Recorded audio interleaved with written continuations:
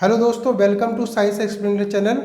और मैं आपके लिए लेके आया हूँ क्लास 12th के इम्पॉर्टेंट न्यूमेरिकल क्वेश्चन जो आपके पहले के है ना प्रीवियस एग्ज़ाम में आए हुए हैं। और इसी के बेस पर आगे हम लोग कंटिन्यू कर रहे हैं। और कैसी चल रही है सब लोगों की पढ़ाई, कमेंट सेक्शन में लिख के बताओ किस तरीके की चल रही है पढ़ाई, ठीक है ना। मुझे लगता है कुछ लोग तो डरे हुए हैं, कुछ लोग परिस्थितियों से डरे हुए हैं, कुछ लोग एग्ज़ाम से डरे हुए हैं। कुछ लोगों के एग्ज़ाम तो स्टार्ट भी हो चुके होंगे और वो जो एग्ज़ाम है वो प्रॉपरली दे भी रहे होंगे, ठीक है ना। तो चलो मैं क्वेश्चन स्टार्ट करता हूँ। गॉस की थ्योरम से आगे कंटिन्यू करते हैं क्वेश्चन। और मैंने इससे पहले वाले वीडियो में भी आपको क्वेश्चन दिए हैं जो गॉस की थ्योरम से रिलेट करते हुए थे। तो चलो क्वेश्चन स्टार्ट करता हूँ मैं। और अगर किसी को प्रॉब्लम है किसी भी तरीके की, जैसे कल एक प्रॉब्लम आई थी निकल के, मैंने आपको बताया था डरने वाली प्रॉब्लम, तो किसी भी तरीके की प्रॉब्लम है कमेंट करके बताओ। कुछ नहीं है तो उसका समाधान मैं दे ही दूंगा कुछ ना कुछ आपको, ठीक है ना। तो चलो स्टार्ट करते हैं क्वेश्चन। पढ़ाई पे ध्यान दो यार, ये सब चीज़ें नहीं। तो देखो ये है क्वेश्चन आपका। अनंत लंबी आवेश की रेखा से 2 मीटर की दूरी पर 9 × 10⁴ न्यूटन पर कूलाम का विद्युत क्षेत्र उत्पन्न करती है। इसका रेखीय आवेश घनत्व, रेखीय आवेश घनत्व लीनियर चार्ज डेंसिटी, इसकी वैल्यू ज्ञात कीजिए। लैम्डा की वैल्यू आपको निकालनी है। तो देखो क्वेश्चन देखो, बहुत ही सिंपल सा सीधा सीधा क्वेश्चन। अक्सर बच्चे न्यूमेरिकल क्वेश्चन में ही गड़बड़ करते हैं। फिजिक्स की डेरिवेशन ज़्यादातर बच्चे कर लेते हैं, थ्योरी रट्टा मार सब कुछ कर लेते हैं, लेकिन प्रॉब्लम जो आती है सबसे ज़्यादा वो आती है न्यूमेरिकल क्वेश्चनों को सॉल्व करने में, ठीक है ना। और न्यूमेरिकल क्वेश्चन ही मैं आपको दे रहा हूँ इसमें। तो देखो अब यहाँ पे क्वेश्चन देखो, ये कितनी है, अनंत लंबाई का मान लो चालक तार है, बहुत लंबा बहुत लंबा।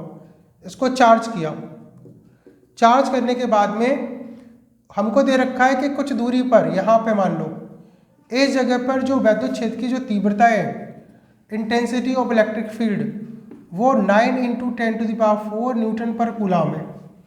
और इससे जो दूरी है वो 2 मीटर की है। और आपसे पूछा है कि ये बताओ कि इस पर अगर आवेश दिया तो इसका लैम्डा कितना है ना। लैम्डा का मतलब रेखीय आवेश घनत्व की वैल्यू कितनी होती है। रेखीय आवेश घनत्व होता क्या है, किसी चालक क्षण की एकांक लंबाई पर उपस्थित आवेश की मात्रा रेखीय आवेश घनत्व कहलाती है, ठीक है ना। The charge per unit length, the charge per unit length is called linear charge density. Okay, तो देखो इसका जो डेरिवेशन किया होगा आपने, तो इसका फॉर्मूला होता है E = 1/4πε0 2 λ/r। अनंत लंबाई के चालक क्षण के कारण जो तीव्रता होती है, intensity of electric field, r distance पर वो ये होती है। वैल्यू रखो 9 × 10⁹ इस पूरे कांस्टेंट की वैल्यू 2 × लैम्डा, और लैम्डा की वैल्यू भाई आपको निकालनी है। लैम्डा आपको निकालना है, लैम्डा आपको फाइंड करना है। आर की वैल्यू दे रखी है इसके अंदर कितनी है, 2 मीटर की। और ई की वैल्यू यहाँ रख देता हूँ मैं 9 × 10⁴, ठीक है ना। इसको सॉल्व करते हैं। 2 से 2 कैंसिल, इक्वल टू के लेफ्ट में 9 और राइट साइड में 9, 9 से 9 कैंसिल, ये बचा 10 की घात 4 10⁹ लैम्डा, इतना बचा। अब इसको डिवाइड लगाओ, इसको डिवाइड लगा दो। लैम्डा = 10⁴ डिवाइडेड बाई 10⁹, पावर ऊपर जाएगी तो माइनस की हो जाएगी, डिनोमिनेटर से न्यूमरेटर में जाएगा तो माइनस की, तो माइनस के 9 और प्लस के 4, माइनस के 9 में से 4 को ऐड करो तो माइनस के 9 में 4 घट जाएगा तो ये हो जाएगा माइनस के 5। और लैम्डा का फॉर्मूला होता है लैम्डा = Q/L, तो इसका मात्रक हो गया आपका कूलाम पर मीटर, ठीक है ना। तो लैम्डा की वैल्यू हमारे पास कितनी आई, लैम्डा = हो गया 10⁻⁻5 कूलाम पर मीटर, ठीक है। इसका ये लीनियर चार्ज डेंसिटी, रेखीय आवेश घनत्व की वैल्यू है इसमें से। ओके, नेक्स्ट देखो, नेक्स्ट क्वेश्चन करना शुरू करते हैं। नेक्स्ट क्वेश्चन देखिए इसका। नेक्स्ट देखो, नेक्स्ट क्वेश्चन और दोस्त और आगे बढ़ने से पहले मैं बता दूं, चैनल को जरूर सब्सक्राइब करें। चैनल को सब्सक्राइब करेंगे तो लगातार हम लोगों के बीच जो कम्युनिकेशन है वो लगातार बना रहेगा। तो चलो क्वेश्चन में आगे बढ़ाता हूँ, नहीं तो फिर बस ऐसे ही होगा। देखो क्लिक मारा और क्लिक मार के चले गए, फिर क्या होता है, बच्चे कमेंट करते हैं सर अरे हमें तो कुछ आता ही नहीं है। न्यूमेरिकल क्वेश्चन तो हमें देखने का मन ही नहीं करता। आधे से ज़्यादा लोग तो ऐसे होते हैं जो न्यूमेरिकल क्वेश्चन को ये सोच के जाते हैं, वो ये देखते हैं कितने न्यूमेरिकल क्वेश्चन आने वाले हैं।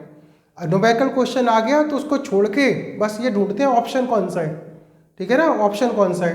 तो अगर तुम अच्छे बनना चाहते हो तो ये तुम्हें न्यूमेरिकल क्वेश्चन तो करने ही पड़ेंगे। ओके, तो देखो सुनो क्वेश्चन, देखो छोड़ो, नेक्स्ट देखो। नेक्स्ट क्वेश्चन है आपका 0.002 मिलीग्राम द्रव्यमान वाली तथा 6 इलेक्ट्रॉनों के आवेश से युक्त एक तेल की बूंद है। एक तेल की बूंद पर, तेल की बूंद का खुद का जो मास है वो कितना है, 0.002 मिलीग्राम है ना, इतना मास है। उस पर 6 इलेक्ट्रॉनों की अधिकता है। तो अच्छा बताओ, इलेक्ट्रॉनों की अधिकता होगी, इलेक्ट्रॉन उस पर ज़्यादा मात्रा में हो, किसी भी बूंद पर इलेक्ट्रॉन ज़्यादा मात्रा में हो तो उस पर कैसा आवेश होगा, किस टाइप का चार्ज होना चाहिए। तो हमें पता है कि भाई इलेक्ट्रॉनों की जब एक्सेस होती है, इलेक्ट्रॉनों की जब अधिकता होती है तो बूंद पर नेगेटिव चार्ज होगा, क्योंकि बूंद नेगेटिव चार्ज इस कारण से होगी क्योंकि उस पर इलेक्ट्रॉन आ गए, और इलेक्ट्रॉनों पे कैसा चार्ज होता है, नेगेटिव चार्ज। तो देखो जो आपको दे रखा है पहले उसको लिखो। तो m दे रखा है 0.002 मिलीग्राम, मिलीग्राम। अब मिलीग्राम को पहले तुम चेंज करो किलोग्राम में, कन्वर्जन सीखो पहले, कन्वर्ट कैसे करते हैं। तो मिलीग्राम को किलोग्राम में, पॉइंट को देखो 2 नंबर इधर शिफ्ट किए, 1 2 3, 2 इंटू 10⁻³ और मिलीग्राम, 1 मिलीग्राम में 10⁻³ ग्राम होते हैं। पहले मिलीग्राम को ग्राम में, 10⁻³ ग्राम। तो ये हो गया आपका 2 इंटू 10⁻⁶, -3, -6 इतने ग्राम। और ग्राम को किलोग्राम में किया तो m इक्वल टू हो गया 2 इंटू 10⁻⁻6। ग्राम को किलोग्राम में किया, फिर 1000 से डिवाइड लगाओ, 1000 से डिवाइड लगा दो या 10⁻³ से इंटू कर दो। तो इंटू करना ज़्यादा बढ़िया है भैया, मल्टीप्लाई करना। तो 2 इंटू 10⁻⁹। अब इतनी किलो की बूंद हो गई, वो जो ग्राम की बूंद थी ना, अब वो बूंद हो गई किलोग्राम की, इतने की, समझे। और इलेक्ट्रॉन कितने थे, 6। तो किसी पे अगर 6 इलेक्ट्रॉन है तो n की वैल्यू 6, तो इस पर चार्ज हो गया Q इक्वल टू Ne। वही सेम क्वांटाइजेशन से n की वैल्यू 6 और एक इलेक्ट्रॉन पे 1.6 10⁻⁻19 कूलाम का चार्ज, 16 इंटू 6 तो 9.6 10⁻⁻19 कूलाम का चार्ज। तो बूंद पे आवेश निकालना पता चला। तो ये तो हो गया भैया आवेश इस पर। दूसरा हमसे पूछा है कि अगर वो, तो इसमें एक बड़ी चीज़ बहुत बढ़िया है, लटकी हुई है बूंद, तो बूंद लटकेगी कब, बूंद तब लटकेगी जब वो संतुलन में होगी, ठीक है ना। बूंद जब संतुलन में होगी तभी वो लटकेगी। तो देखो लटकने की कंडीशन देखो क्या है। अगर ये वैद्युत क्षेत्र है, मान लो देखो ऊपर है आपका, जैसे ये है आपके ड्रॉप और इस पर ये नेगेटिव चार्ज, तो लटकने की कंडीशन तब बन सकती है कि नीचे की जो प्लेट हो वो तो हो आपकी वो नेगेटिव, उल्टा लिख दिया मैंने, नेगेटिव, यानी कि नीचे से तो रिपल्सन हो रहा हो, ऊपर की तरफ प्रतिकर्षण हो रहा हो, और ऊपर वाली प्लेट हो पॉजिटिव, यानी कि खींच रही हो। तो ऊपर की साइड में जो बल लग रहा होगा वो तो लग रहा है वैद्युत बल। कौन सा बल, वैद्युत बल, इलेक्ट्रिक फोर्स। तो ये लग रहा है इलेक्ट्रिक फोर्स QE, और नीचे की साइड में लग रहा होगा इसका वेट mg, m इंटू जी, इसका भार। जब QE और mg दोनों बराबर बराबर होते हैं तो ये जो वाटर की जो बूंद है, वो तेल की बूंद है, सॉरी तेल की बूंद है, वो कैसी है, बैलेंस अवस्था में रहेगी इसमें। ओके, तो QE की वैल्यू हो गई mg के इक्वल टू और यहाँ पर इसकी वैल्यू जब लगाएंगे आप तो Q हो गया आपका, देखो ये रहा Q 9.6 इंटू 10⁻⁻⁻19। ई की वैल्यू आपको निकालनी है, वैद्युत क्षेत्र की तीव्रता। क्यों भाई, समझ में आ रहा है कि वैसे ही गायब हो गया सब कुछ? देखो m की वैल्यू 2 इंटू 10⁻⁻⁹ और ग्रेविटी लगा लो 10, आसानी से सॉल्व हो जाएगा ये।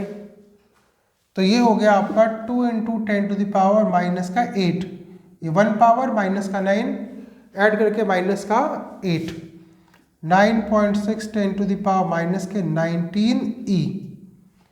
ओके, तो जब से आप डिवाइड लगाओगे तो ये हो जाएगा, देखो E equal to 2 into 10⁻⁻8 divided by 9.6 10⁻⁻19। तो ये हो गया आपका 4.8, और देखो ये हो गया 1/4.8 10⁻, इसको ऊपर ले जाओ, 19 को ऊपर ले जाओ, प्लस के 19, और प्लस के 19 में से 8 को लेस कर दो, कितने हो गए? माइनस के 11, नहीं माइनस के क्यों, प्लस के 11। 19 में से 8 को लेस किया तो प्लस के 11। और जब यहाँ पे सॉल्यूशन करेंगे आप इसको, सॉल्यूशन करके 1/1 में 4.8 से डिवाइड लगाएंगे, तो डिवाइड लगा के यही आंसर आएगा आपका, और इसका मात्रक होगा आपका न्यूटन पर कूलम। और वैद्युत क्षेत्र की जो तीव्रता है, इंटेंसिटी ऑफ इलेक्ट्रिक फील्ड की जो डायरेक्शन होती है, डायरेक्शन आपकी जानते हो आप क्या होती है? डायरेक्शन होती है पॉजिटिव टू नेगेटिव। तो वैद्युत क्षेत्र की तीव्रता की जो दिशा होती है वो होती है आपकी पॉजिटिव से नेगेटिव की तरफ। तो ये आपका हो गया वैद्युत क्षेत्र की तीव्रता की दिशा, ठीक है ना। तो दोस्तों ये है आपका क्वेश्चन, इंपॉर्टेंट क्वेश्चन। तो लगातार मैं आपको क्वेश्चन देता रहूँगा, जुड़ते रहिए आप चैनल से, और चैनल को सब्सक्राइब कर लीजिए, शेयर कर दीजिए अपने दोस्तों में, जिससे ज़्यादा से ज़्यादा लोग हमसे जुड़ सकें। Thank you.